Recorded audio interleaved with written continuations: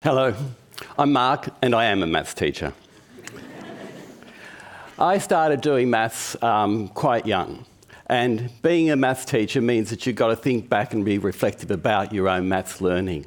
And the thing about my maths learning, it started by doing games and puzzles when I was a child with my family, just sitting around the kitchen table and playing cards or doing jigsaws or any manner of things. One of the puzzles that we did do was I called the brick pattern problem. Now, based on this little square of a brick pattern, you had to draw a line that went through each section of the brick pattern once and only once. And you had to keep drawing it, though you didn't go through any section twice or miss any. Well, of course, I tried to do it, and kept doing it until I developed a strategy, and I thought that I had the right answer too, but I always missed out. So for some reason, I just couldn't do it. So hours and hours and hours spent drawing this brick pattern problem, and I couldn't do it. Well, it took me on to my schooling years, and I had a love of art as well. I was quite a good drawer and painter when I was a little kid, and I did this when I was 15 years old. And in reflection on this picture, back then, I now see the amount of mathematics that was actually involved in this drawing. Now, if you look at that, you can see the shading of the pylons of the woodwork there. The different dimensions of the way the lines join together gives that depth. Or whether you look at the pattern on the right-hand side. But also you can see the contrast between the black and the white. And then you might look at the man sitting on the edge of the bank there. What's he doing? Where's he coming from? It creates its own story. Well, mathematics generates that story in many ways. When you look at that, you're trying to visualise many different things, but you're also looking at other things too. Can you see where the errors are in the picture as well? So you look for something that's also going to be different about it. As I progressed through my studies and doing into my PhD, I actually researched mathematics. And we know that mathematics is something that you come to school with. As a young person, you think about quantity, you think about size, and you think about shape. But the reality of it is that when you get into the school, all of those things you stop thinking about because it's all about number, operations, calculations, getting the right answer, competition, and then all of a sudden you're introduced to algebra. Numbers don't mean anything anymore, it's all about algebra. Well, by then we've lost most people.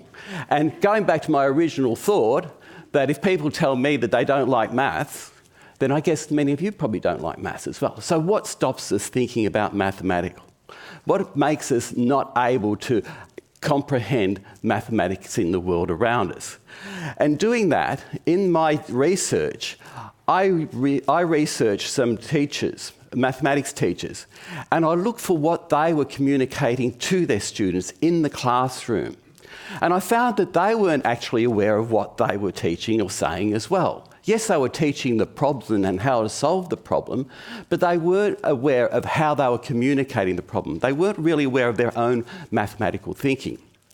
And in doing that, I found that there were common elements of what they were saying. Okay? Now, I'm just going to take you through some photographs that I did through my journeys around the world in my Instagram account. So I'm going to give you a little bit of a mathematical challenge. First of all, I want you to think about what you see in these three diagrams. You might see, a graffiti artist on the left-hand side. You see a sphere in a corner in the Saatchi Gallery in London, or those mirror spheres or in Paris. But I also see the three-dimensional shapes that they're representing being put into a two-dimensional cone for you to look at. So you're imagining them in a three-dimensional space as well as seeing them in two dimensions. So you're actually thinking mathematically from that process. Now, transferring that idea that you change the way you think when you do look at things mathematically, I'm going to give you some of the ideas that we've talked about in terms of thinking strategies that teachers use in the classroom. And the first one is that to make connections. When you connect your learning to something, when you see that something is familiar to you, in the world around you or in something you already know, then you already have a target. You have something that grabs you, and then you can move on from that. So in my Instagram account, I've got these photographs. Now, these are taken just in the natural world. You can see it. In the Romanesco broccoli, I don't know if any of you have ever seen that, but it's an actual vegetable, or in the spiral of the snail shell, or in the field of sunflowers in France. Now, what we've got here is naturally occurring, beautiful mathematics, the golden ratio.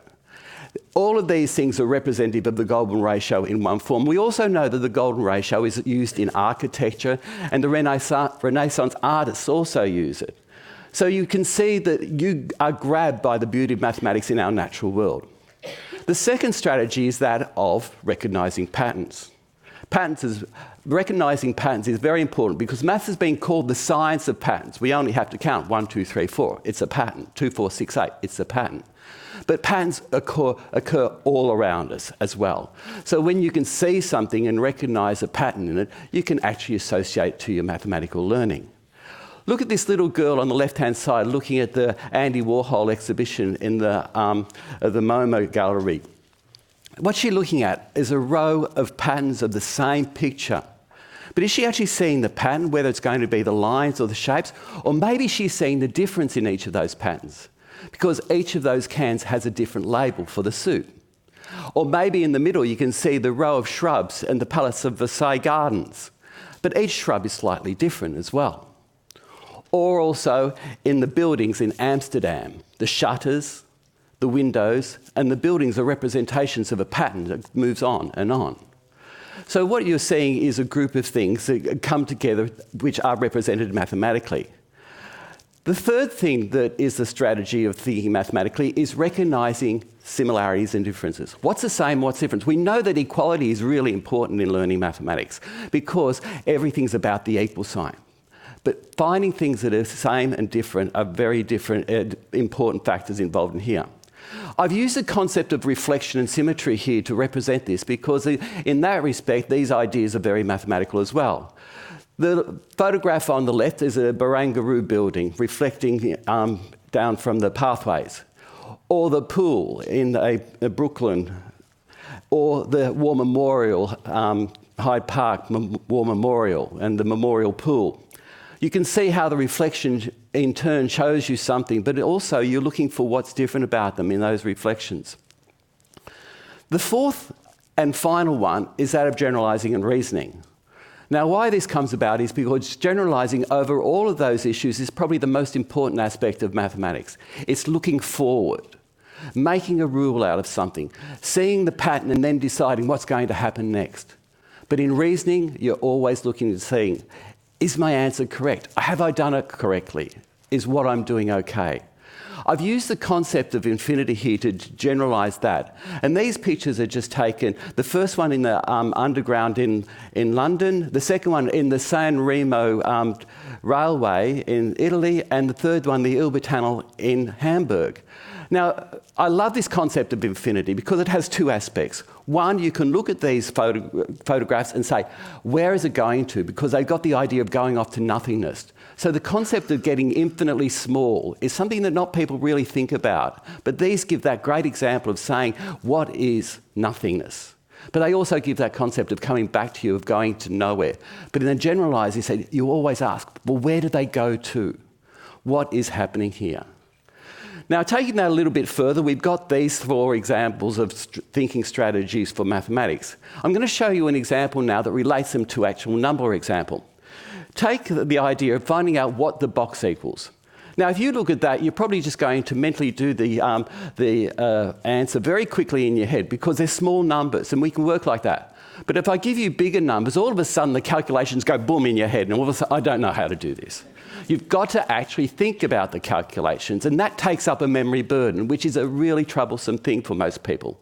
But if we use our strategies, first of all, you're going to connect the two problems, and then look for a pattern about them, and find the similarities and differences, and then generalise an answer. So, the 7 and the 9, they go up by 2. The 27 and the 29 goes up by 2. So what does that mean about the 8 and the 38? Well, I'll take the 8 down by 2 and take the 38 down by 2. So you can see what we've actually got is no calculation, but you've been able to solve the problem. And as Sarah, age 7, said, if you start with a number and you take away something and give it back, You haven't changed the number. So we're able to generalise this. Now, going back to the brick pattern problem, the structure of maths, is to know the structure of maths, first of all. You know the understanding. It's not all about calculations. It's not all about getting your answers. You're thinking mathematically when you're using these other strategies. Back to the brick pattern problem now. Now, that's a part of an important discipline of mathematics called topology. And I didn't realise this until I was actually studying mathematics as well, that really that's taken from a very famous mathematics problem called the Königsberg Bridge problem, where the person had to walk across the bridge from one side to the other, crossing each bridge once and only once without missing anyone. Well, guess what? It's an unsolvable problem. So it really shows you that not all mathematics has a solution. Thank you.